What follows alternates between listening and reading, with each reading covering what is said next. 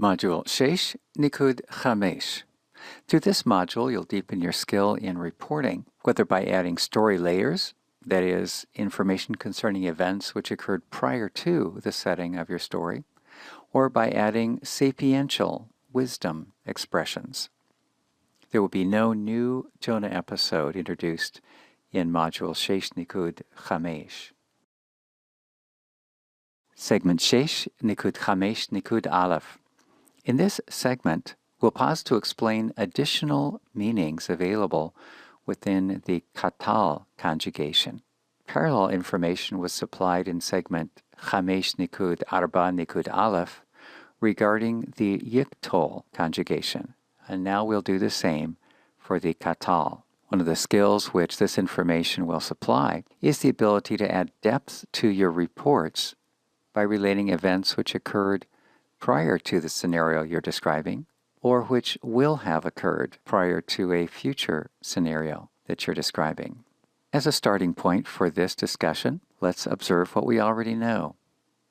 In a statement such as Shavu Haruchot El Hashamayim, we see that the katal conjugation in Shavu can report a past event. This excerpt from the Jonah episode indicates that the winds returned, past tense, returned to the sky.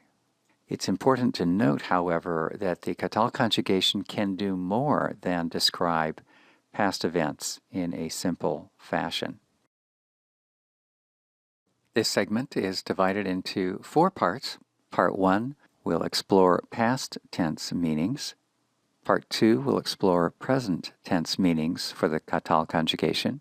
Part 3, future tense meanings for the katal conjugation. Part 4 will offer some suggestions for navigating the various katal meanings.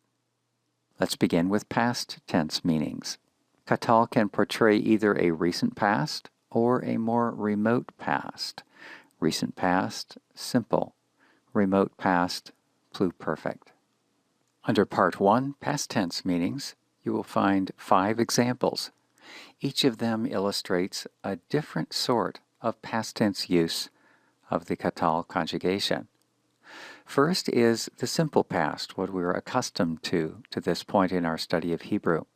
Notice the example from Genesis 3. Et kolcha shamati bagan. Et kolcha shamati bagan. I heard the sound of you in the garden. We are rendering shamati as a simple past. I heard. Next, an example from Ruth 1:6. Vatakom hi misede Moav ki shama'a ki fachad Adonai et amo. Vatakom hi misede Moav ki shama'a ki fachad Adonai et amo. Notice the verb shama'a. It conveys that Naomi had heard some information before she arose from the fields.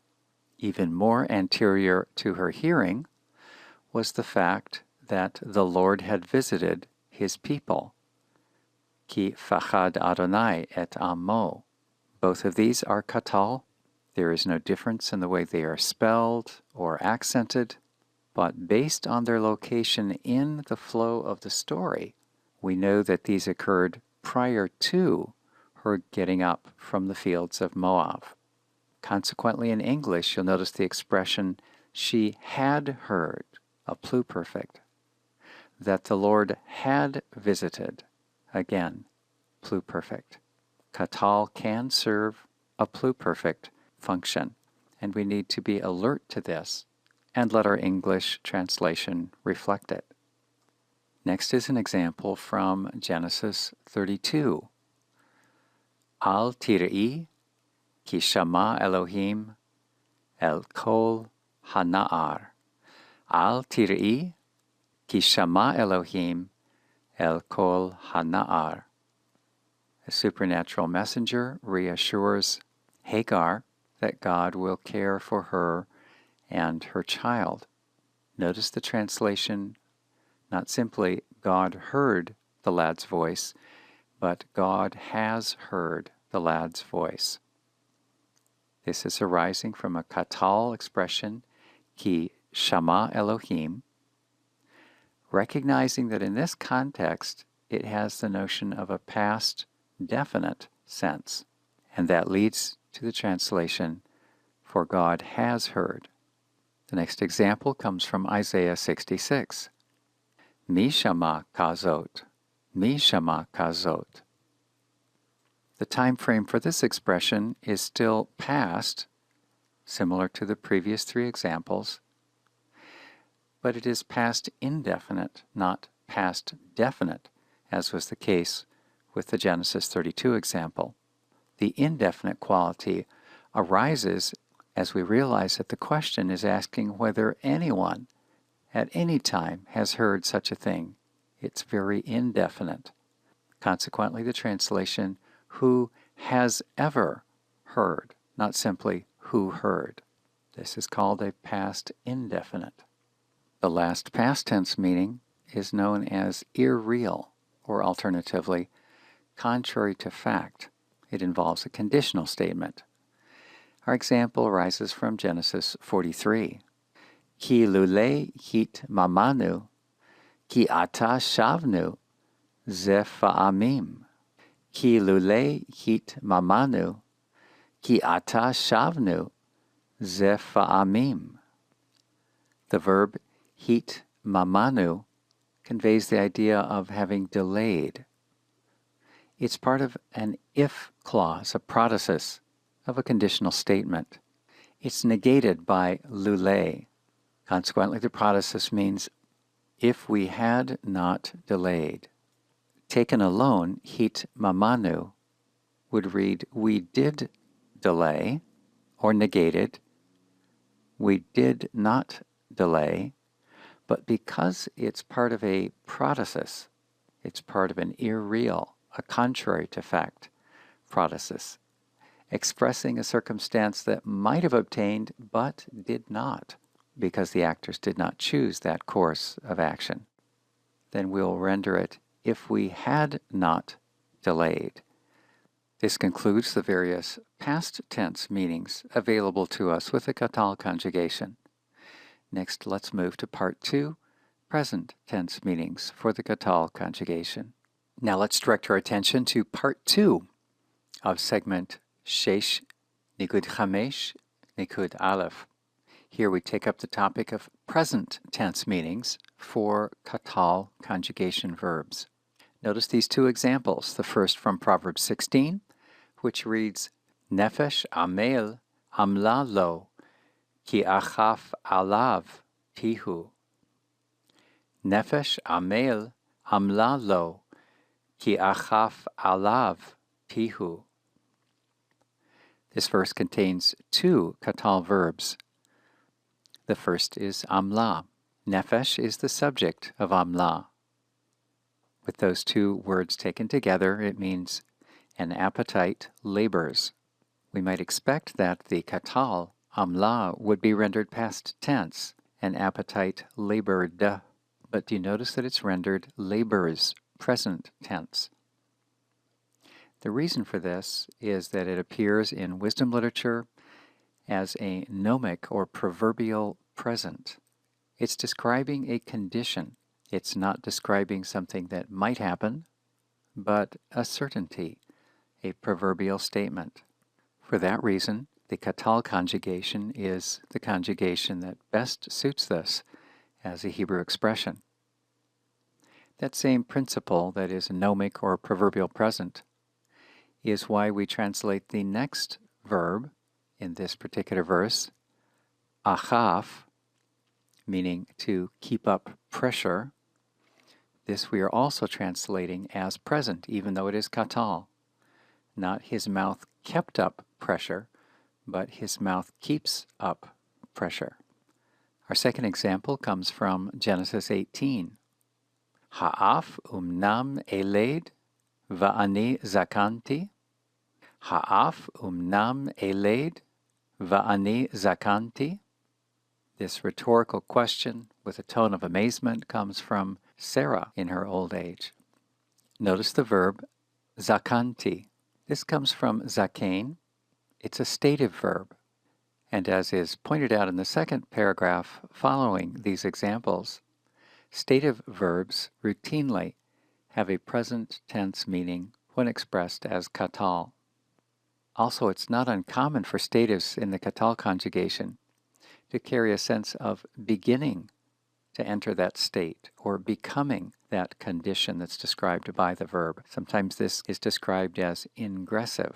And so you see the translation offered, not simply I am old and not I was old, which would be a very rigid reading of the katal conjugation, but rather with the ingressive, the beginning or becoming sense. Consequently, I have grown old.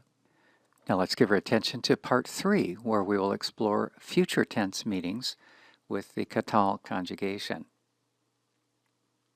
First, the future perfect. Notice this example from Deuteronomy 8.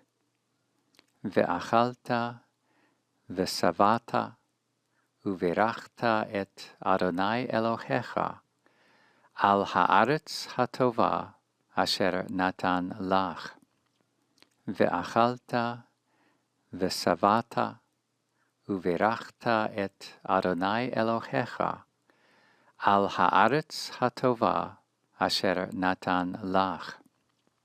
There are several verbs in this verse. Of them, the first 3, namely ve'achalta, ve'savata, uverachta, these are all a special form that you'll learn about in Unit Sheva. They are comprised of a katal conjugation preceded by the conjunction ve, and they wind up having a future meaning. So simply accept that fact. At this point, there'll be an explanation of that in Unit Sheva, Nikud Shalosh. Now let's turn our attention to the last verb in this verse, namely natan. Natan is a katal verb. Taken alone, we would expect it to mean he gave you. But notice the translation in the center column concerning the good land which he will have given you. The reason for construing this as a future perfect, he will have given you, arises from the context. Notice how the first half of the verse translates. And you will eat once you reach the promised land, and you will be satisfied, and you will bless the Lord your God concerning the good land. And now the description of that good land. It's the good land which he, that is, the Lord your God, will have given you. Implication, by that point, that day in which you are eating and you are satisfied and you are blessing the Lord your God because he's done this for you. It hasn't happened yet. In Deuteronomy, we hear Moses speaking in anticipation of the children of Israel enjoying the promised land on a future date. It has not happened yet, but when it does happen, then it will be apparent that by that point the Lord your God will have given you. This is the reason that natan as a katal is actually rendered in a future time frame, particularly a future perfect. The second illustration of a future tense meaning for a katal conjugation comes to us from Isaiah. Ha'am ha'holechim b'choshech ra'u or gadol. Ha'am ha'holechim b'choshech ra'u or gadol. Notice the verb ra'u. Taken alone, we would be inclined to translate it, they saw, past tense. It's not uncommon, however, to find the katal conjugation used in prophetic speech. So the prophet declares that something has happened, that is, he uses the katal conjugation, but in reality it has not happened. What seems to be going on is that the prophet is speaking with such a degree of certitude that it may as well have happened. So certain is its fulfillment.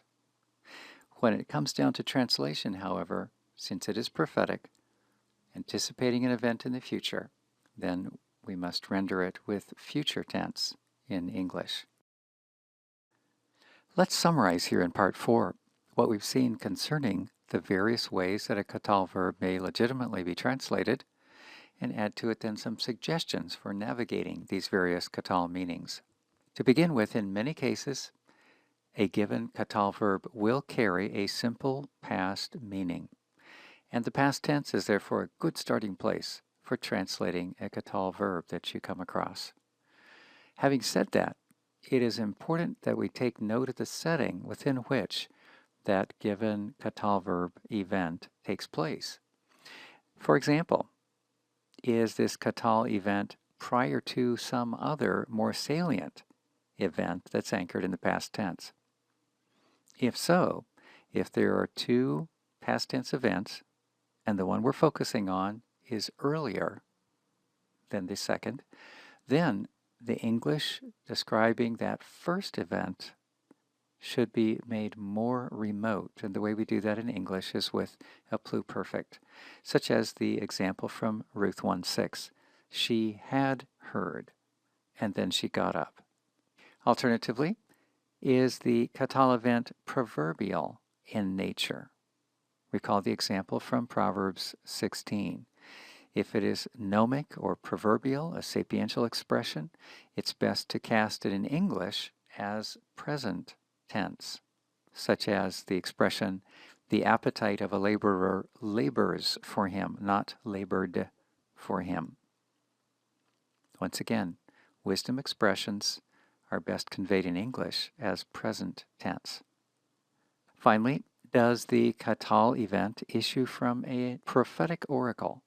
Does it portray a future event, which the prophet anticipates with a high degree of certitude that it will be fulfilled? If that's the case, don't be surprised that it's in the katal in Hebrew, but when we come to English, it will call for a future tense translation. Bear in mind that this brief recap does not include all the options that were illustrated earlier. In fact, there are even more options than what have been presented here. The footnote can direct you to appropriate portions of grammars which can shed more light on this topic. To sum up, it's important to keep in mind that just like the yiktol, so also the katal does not serve primarily to signal tense, but rather in Hebrew it will signal aspect. What then is the aspect which these verb conjugations are signaling? A katal verb event tends to signal a greater measure of definiteness or a greater measure of certitude than would be connoted had the communicator instead employed a yiktol form. Conversely, a yiktol tends to signal that an event is either currently in progress or is potential in nature. The degree of certitude is diminished in contrast to a katal form.